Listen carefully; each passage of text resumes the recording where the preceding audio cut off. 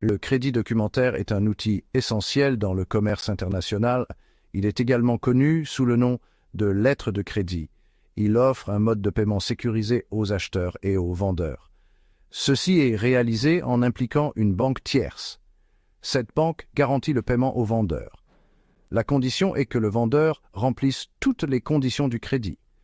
Le crédit documentaire réduit les risques dans les transactions transfrontalières. Cela inclut les risques tels que le non-paiement. Il couvre également la non-livraison des marchandises. Les problèmes de qualité sont également atténués. Le crédit documentaire est une pratique bien établie dans le commerce international. Il est accepté et utilisé fréquemment dans le monde entier. Ce mode de paiement aide les entreprises à surmonter les défis. La distance entre les partenaires commerciaux peut être un problème. Différents systèmes juridiques y peuvent également poser des difficultés. Le manque de confiance entre les parties est un autre défi.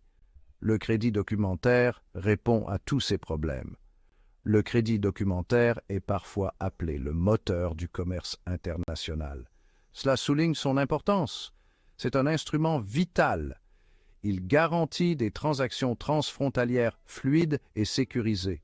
Cela en fait un élément essentiel du commerce mondial. Plusieurs acteurs clés sont impliqués dans une transaction de crédit documentaire. Comprendre leur rôle est crucial. Cela garantit le bon déroulement du processus. Examinons les rôles de chaque partie.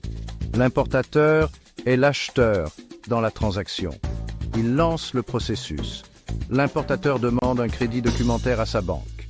L'exportateur est le vendeur. Il reçoit le paiement après avoir rempli les conditions de crédit.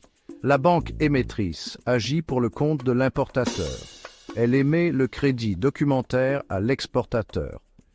La banque notificatrice opère souvent dans le pays du vendeur. Elle informe le vendeur du crédit. Une banque confirmatrice offre une sécurité supplémentaire. Elle garantit le paiement au vendeur. Ceci s'ajoute à la garantie fournie par la banque émettrice.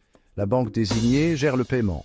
Elle peut payer, accepter ou négocier le crédit. Le bénéficiaire est généralement l'exportateur. C'est lui qui bénéficie du crédit documentaire. Ces parties travaillent ensemble. Leurs efforts coordonnés garantissent une transaction sûre et fiable.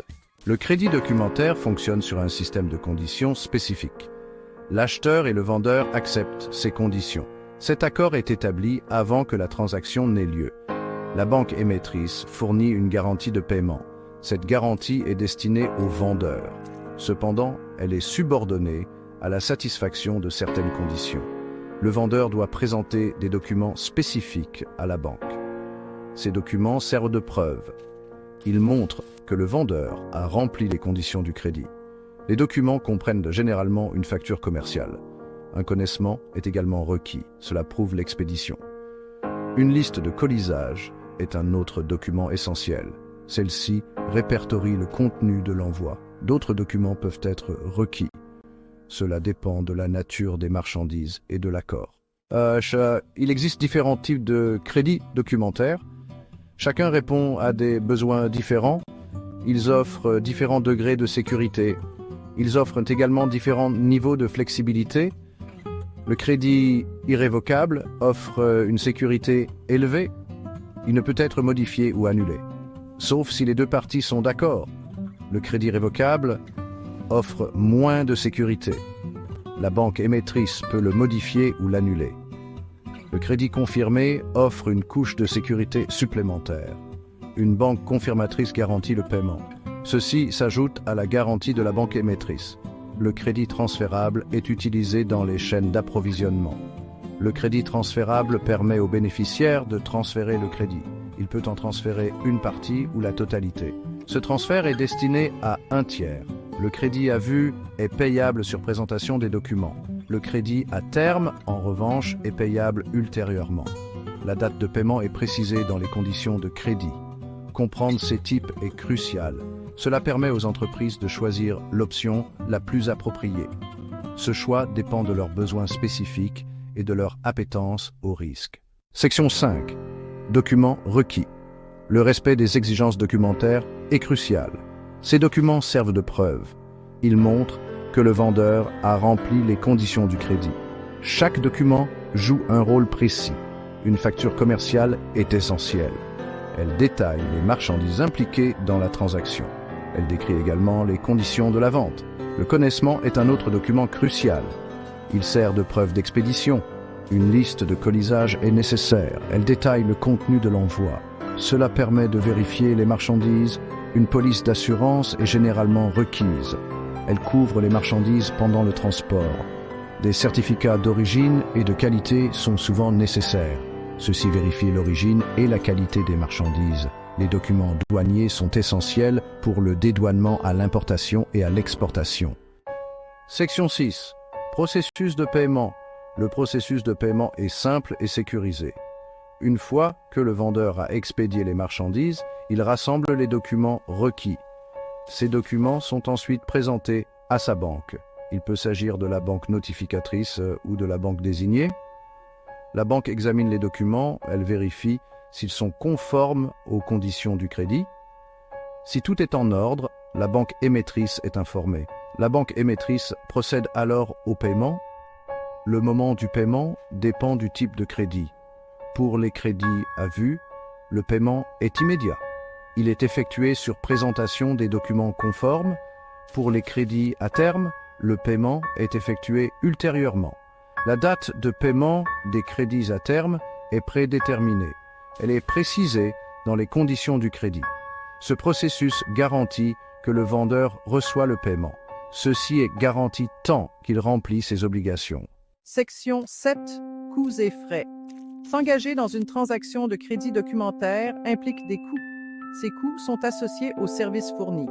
Diverses parties sont impliquées et chacune facture des frais. La banque émettrice facture l'émission du crédit. Les frais de confirmation s'appliquent si une banque confirmatrice est impliquée. Les frais de négociation couvrent la vérification et le traitement des documents. Des frais d'acceptation sont facturés pour l'acceptation des crédits à terme.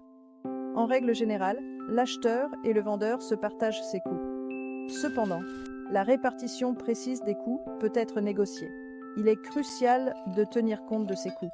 Ils font partie des dépenses globales de la transaction. Section 8. Avantages pour les acheteurs et les vendeurs. Le crédit documentaire offre des avantages aux acheteurs et aux vendeurs. Il crée un environnement sûr et fiable. Cela favorise la confiance et facilite des transactions plus fluides. Pour les acheteurs, cela garantit que le paiement n'est effectué qu'une fois les conditions remplies. Cela réduit considérablement le risque de fraude. Il fournit également un processus de paiement structuré, améliorant la sécurité. Pour les vendeurs, cela garantit le paiement sur présentation des documents corrects. Cela réduit considérablement le risque de non-paiement. Il facilite également le financement en transférant la créance de paiement à la banque émettrice. Section 9. Réglementation internationale et résolution des différends. Le commerce international fonctionne selon un ensemble de règles et de réglementations. Ces règles garantissent l'uniformité et l'équité. Les crédits documentaires sont régis par de telles réglementations. Les règles et usances uniformes relatives au crédit documentaire, ou REU 600, fournissent un cadre.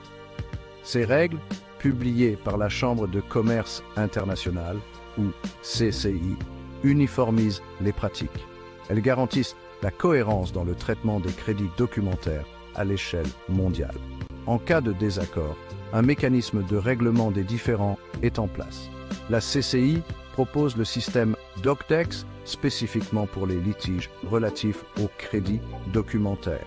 Des experts examinent les litiges et rendent des décisions. Bien que les décisions DocDex ne soient pas juridiquement contraignantes, elles ont un poids important. Elles peuvent être utilisées devant les tribunaux ou dans le cadre de procédures d'arbitrage. Ce système garantit l'équité et aide à résoudre efficacement les litiges.